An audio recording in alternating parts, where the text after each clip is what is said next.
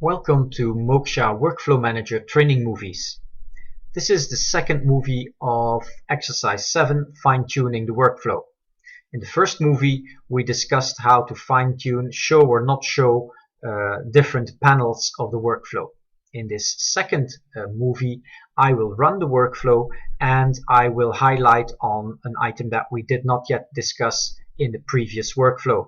That is use of sub-roles and adding automatically the portal user to a specific role. If I go back to the task, to the workflow template, I renamed it to something more identifiable, being Training 7 Fine-Tuning Workflow Portal. If I go to the information window here and go into the workflow, I already added here the use of sub-roles. Sub-roles means that you create a template for, let's say, a design department, and when the workflow is kicked off, you can choose which design department. Maybe you have 5 subsidiaries or 5 different departments that can handle this task, and you don't want a big list of 100 names showing up from which you have to choose. You can get a more refined choice by selecting a sub-role. A subgroup actually of the big parent group, and that will make it easier to make a choice of who is going to perform the task.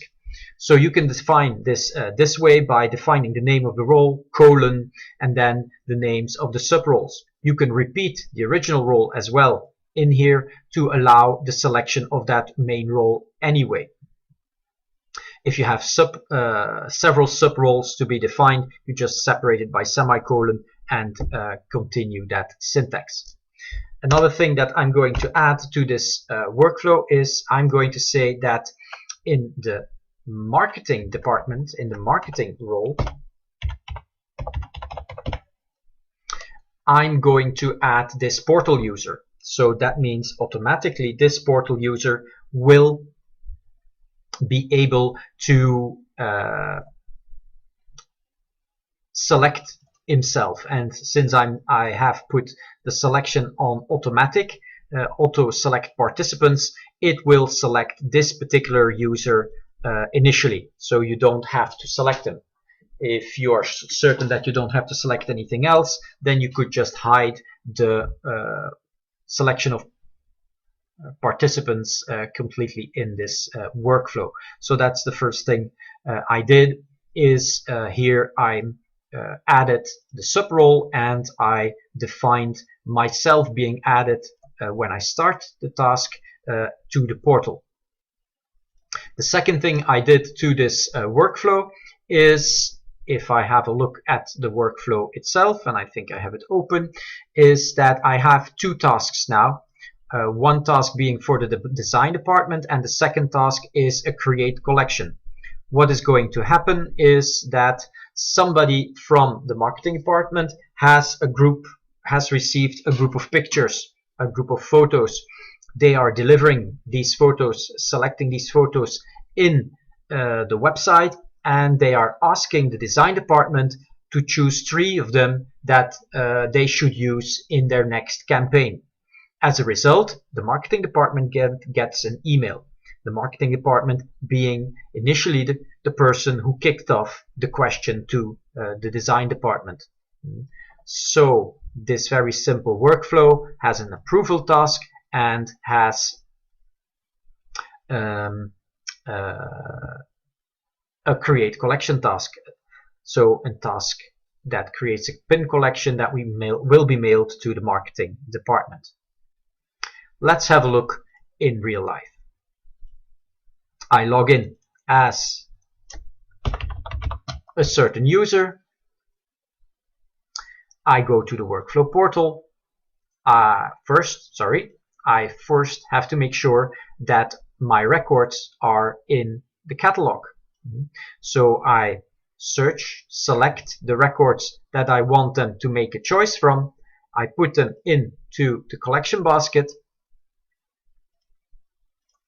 I can have a look in the collection basket. I see some others that I don't like, so I'm removing those, and I'm just picking the pictures I want to be using or I want to offer a choice from. Now I go to the workflow portal, I click on fine tune and I click on select. And this is at this point when you get a new question, please select the sub-roles for the role. And here the role we are selecting it for is design, and I get the choices that I specified in that list. I'm going for Nina, and now I'm going right into the task. It automatically added the 4 records from my collection basket, and I have the ability to specify a reason, a text, or whatever. So you could say this could be a way of briefing the next person in line, the next person that has to perform a task. I'm saying, okay, I'm going to use this on the cover page. I'm going to use this on the back cover. And I would use this on page 1. And I would use this on page 2. Then I have to set the participants. Remember, we set them to auto-select. So it auto-selected the first user from the design role from design Nina, and it auto-selected the marketing user, which I was not part of, but I was added automatically as being the person who kicked off this workflow. So if I click on save, there's a verification done now, and the workflow is started. At this point, I made a selection in sites and added that to my workflow. And all I'm asking now for the approver is to make a choice. Please choose between these files. As you know, I can have a look here in my workflow reporter. So I can log in as Bill, or I can log in as Peter, as manager of this task. It should appear as well. There is a workflow, but it's not the right one. I'm seeing training moving 4. So that means that at this point, the workflow is not yet available. If I click refresh, it appears. It always can take a few minutes before the task is actually sent on, depending on how quickly your backend is processing this, how quickly your mail server is sending the mail, etc., etc. So here I can say open task mail, and this is exactly the mail that this person receives, and it's describing what the user has to do. I click here to open, and I see in the task the 4 images, and automatically I get the comments. So I can immediately see, okay, I'm good with that, I'm good with that. So actually I could be briefing this way a design department of the usage of a selection. In this case, I'm not using it as a briefing, but I'm using it as a selection tool. So I'm saying, okay, reject, and I say, please select other picture for page 1. And I'm going to save this. And so it's going to register my rejection.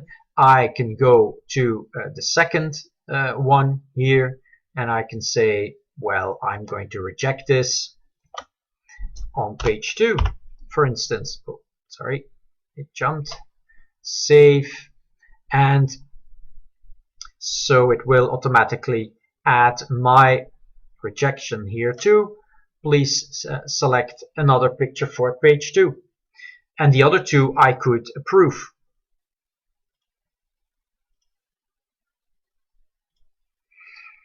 And I don't have to add a comment if I approve. So I can easily approve this image just by selecting it.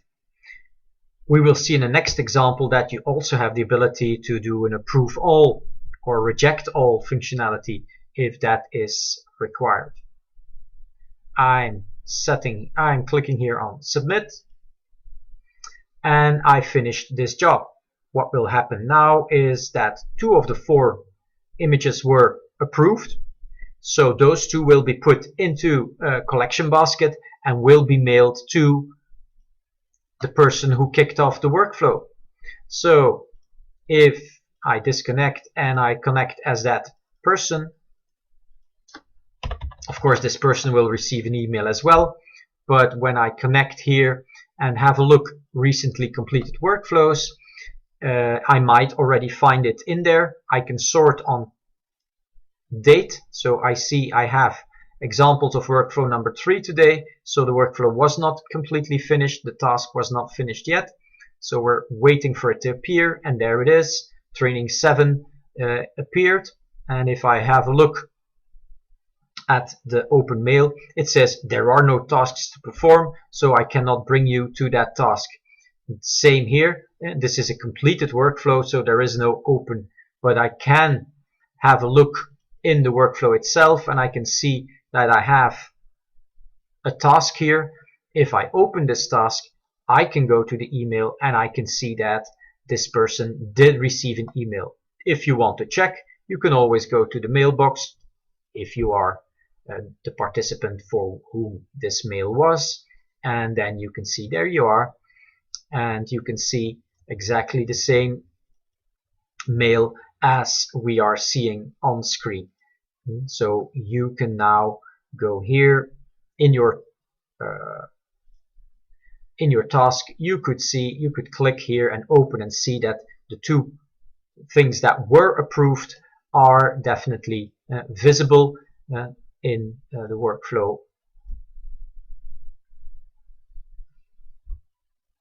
And all I have to do is download them if I want to use them. So this was another example of how to use Workflow Manager. Thank you for joining, and see you in the next movie.